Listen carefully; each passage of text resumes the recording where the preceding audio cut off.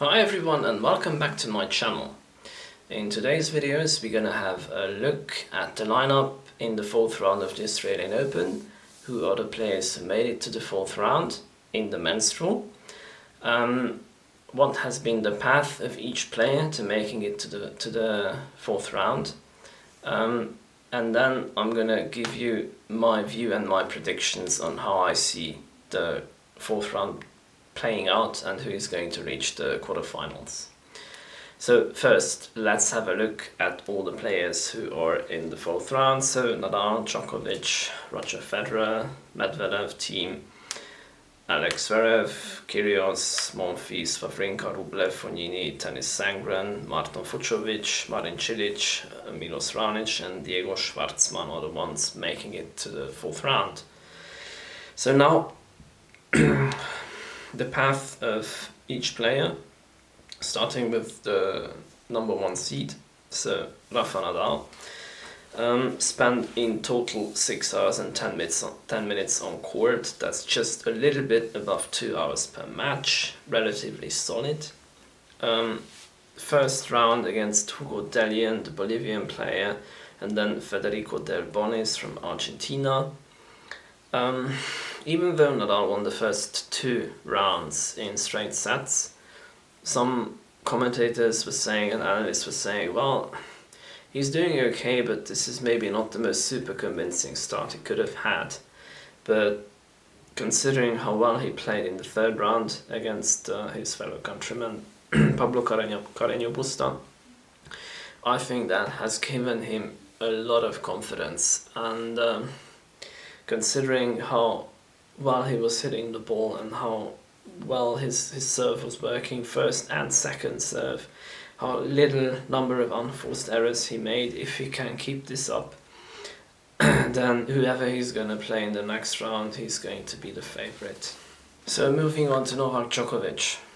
Djokovic has spent less time on court than Nadal, even though he's played one set more. He's lost in the first round one set against Jan-Lennard Struff. What stands out here in Djokovic's performances and matches is he's really keeping it short. So if you look at the second and third round, 1 hour 35, 1 hour 25, that's really short matches for a 3-setter. He's very dominant. First serve percentage is high. He seems to be more aggressive with his first but second serve as well, and this shows. So if you look at the first match, 14 aces in the next 16, then 17 in the third. The number of double faults is maybe a little bit higher, especially in the second match, but it's completely manageable.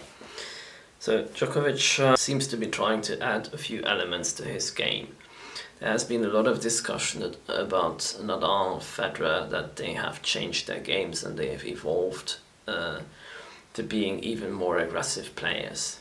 And there was talk about the fact that Djokovic may have had a good 2019 season when he's not overly dominant, and sometimes maybe he's not as fit, or even if he's training, he will simply not be able to sustain that level of athleticism that he used to.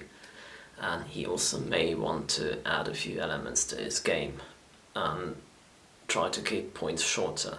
And I think he's just done that.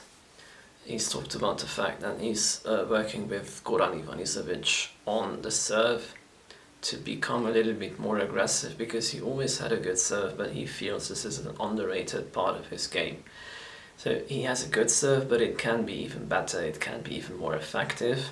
And if that's really going to happen, even though he's going to hit a few more double faults, it's not going to hurt him that much, because he's going to keep a lot of rallies, especially on second serve, shorter. He's not going to win all his second serve rally points which he goes into.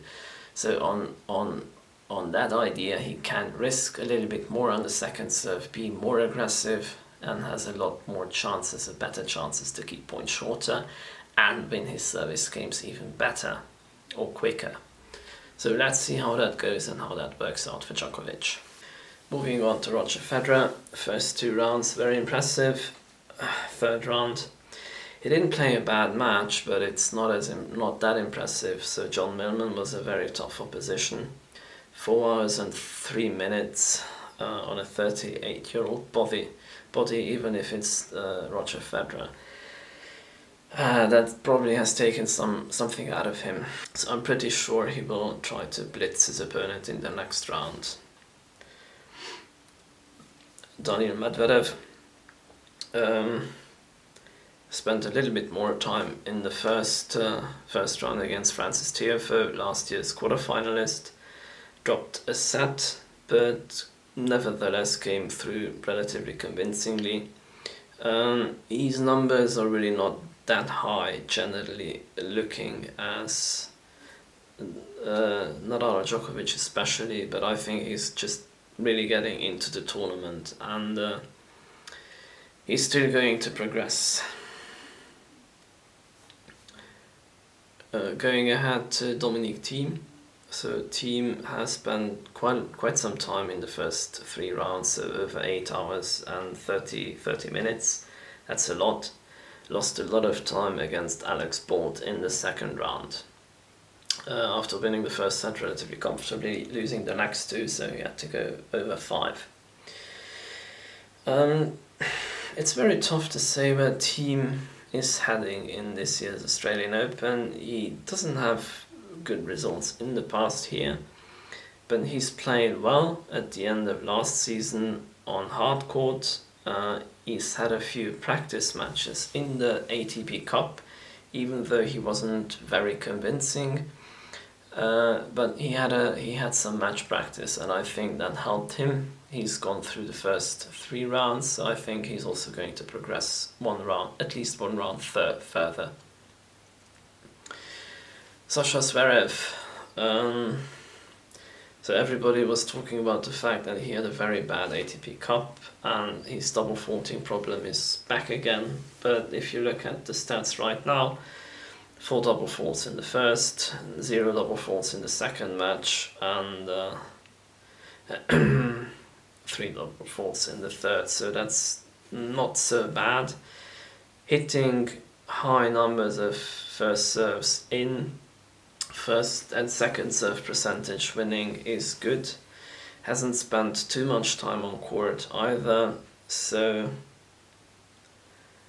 I think these first 3 rounds have been better than some people would have expected, but the difficult part is definitely going to come after this. So we are done with the first 6 seeds who've made it through. Then let's continue with Nick Kyrgios. He's the number 23 seed. Very strong match against Sonego in the first round. Good solid tie breaks in the second and third set. Very convincing numbers. Second round against Simon. Simon is a guy who doesn't generate a lot of pace of his own. And Nick had to work hard on that, but he did well. And in the third round, now this was a really spectacular match. 4 hours and 26 minutes. He had to go over 5. It was a super tiebreaker in the fifth, how he's made it. Khachanov was actually leading 8-7 in the fifth set tiebreak. Nonetheless, he managed to come back and win it 10-8. He's had actually match points against Khachanov in the third set tiebreak, so he could have closed it out in 3 sets, and then same story all over again in the fourth, having again match points but missing out in the end. So that's why he had to go over 5 sets. He had to push himself a lot. The crowd lifted him as well a lot. I think if he wouldn't have been at home, he couldn't have managed to pull through. Very tough match for him, I think. 9 hours 28 minutes for 3 matches. That's a long time. And considering that he has 1 day's rest and has to play Rafa Nadal in the next round, it's going to be very tough for him. Alright, going ahead, Gael Monfils. So He's been a little bit under the radar at this year's Australian Open, but he's put up pretty good numbers. Very convincing first round, had a little bit of a hiccup in the second, but after winning the second set, he was pretty much in command. The way you can be in command against somebody like Karlovic, who serves bombs all the time, but nonetheless, you didn't really have the feeling that he's not gonna win the match. And against Gorbis had a good qualifying rounds. First 2 rounds were also good, but I think he ran out of steam a little bit against Monfils, and Monfils was too strong for him. So it's going to be interesting to see if Monfils can go 1 round further. We will discuss that a little bit later in the video. Stan Wawrinka, the Grand Slam player. So even though Stan is not doing too well in other tournaments outside of slams, he seems to be having a talent to for playing himself into a Grand Slam every time he gets there. And matches, 4-set matches, sometimes 5-set matches, really take him to the edge, but it just helps him grow. And even though the first 2 rounds were very tough for him, he spent a lot of time, over 6 hours in the first 2 matches. He's a little bit lucky in the third, isn't had to retire. So I think Wawrinka is, even though he may not go further, he's had a good tournament so far. Rublev. So Rublev is a guy who's come back at Cincinnati last year and played some good matches, good tournaments, and he's won his first ATP title recently. So he's playing really good tennis, super aggressive, and he's played an incredibly impressive match against David Goffin today. Even though you may think he's had a lot of match play lately and he might get tired, I think he still has a few more rounds, a few more matches in him. Fognini, so this guy has spent almost 11 hours in 3 matches, each match lasting at least 3 hours. I'm not sure how reliable his body will feel after these tough matches.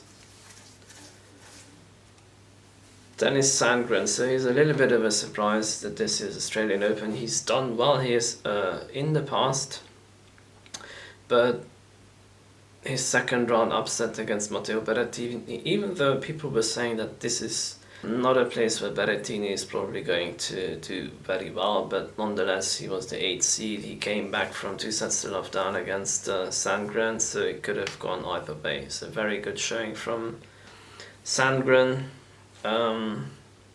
playing Querrey and beating Querrey, returning really well. So good tournament for Sandgren so far as well. Fucsovics Marton, he's a guy who's made the Aussie Open 4th round 3 years ago in 2017, and guess who he played then? Roger Federer. And guess who is going to play now? Roger Federer. So this has been a good tournament for Fucsovics. His best win was against Shapovalov for sure.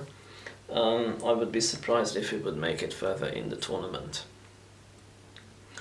Milos Raonic. So this guy is somebody who can definitely play really well at slams and can put up incredibly good numbers on serves and winning percentage of serves.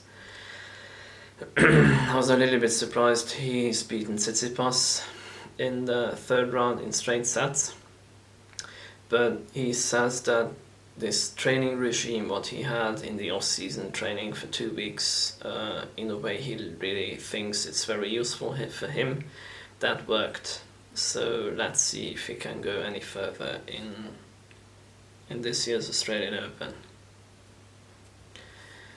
Marin Cilic, also a little bit of a surprise because he had a very sloppy 2019, playing 7 hours, 30 minutes in total, beating Per and Roberto Bautista Agut very, very tough matches, and especially against Bautista Agut playing 5 sets again.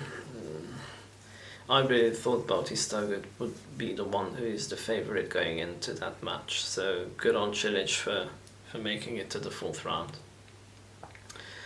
And last but not least, Diego Schwartzman, Argentine player, also not dropping a single set so far in the tournament, beating Lloyd Harris, Fokina and Lajovic, Dusan Lajovic, the guy who's fared super well with Djokovic in the ATP Cup. Not spending too much time on court.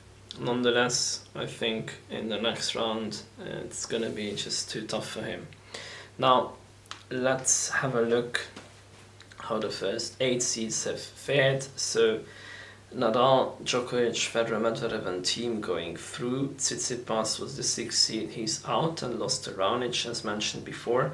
And Berrettini was the 8th seed and losing to Sandgren as also mentioned before.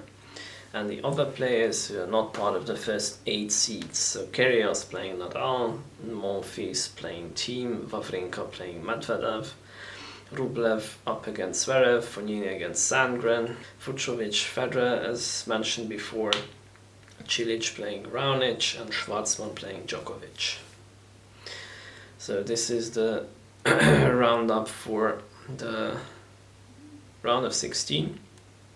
So if you look at the history, the head-to-head between these players, so Nadal and Kyrgios have played 7 times in total before. In the past, Nadal leads 4-3, but Kyrgios leads on hard court 2-1.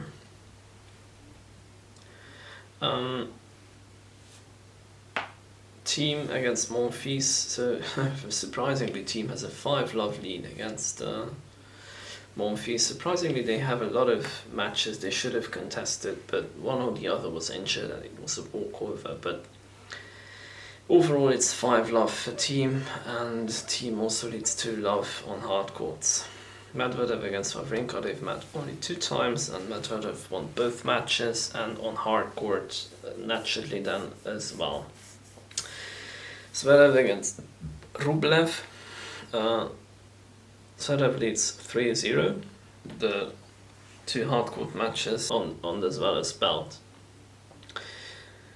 Fognini against Sandgren, so Fognini leads 2-1, but they've never met on a hardcourt.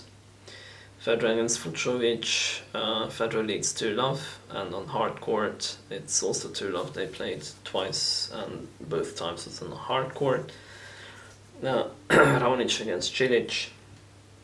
Raonic leads 2-1, and on hard court it's 1-1. Djokovic Schwartzman, it's 3-love, and Djokovic leads 1-0. So this is the history of the round of 16 lineup. Now I'm going to give you my predictions, who I think is going to win and who is going to get into the quarterfinals. So I think Nadal is going to edge Kyrgios, given the fact that Kyrgios has played such an incredibly grueling third round, over 4 hours. I think Nadal is just too good and too high on confidence right now that Kyrgios can beat him. Thiem against Monfils, I was taking Thiem. I think Thiem has had a lot of time to accommodate himself with the Australian weather and surroundings, and given the fact that he has such a convincing lead over Monfils, I think he's the one who's gonna come through in that 4th round encounter. Medvedev is gonna play Medvedev is gonna play Stan Wawrinka. I think Medvedev is right now simply too strong, and even though Wawrinka might cause him a lot of problems, but I think Medvedev is going to come through. Rublev against Zverev, so that's a tough one. I've picked Rublev. I think he's simply playing too well, and he's very, very confident right now, and even though he's never beaten Zverev before, this is the time when he's going to do it.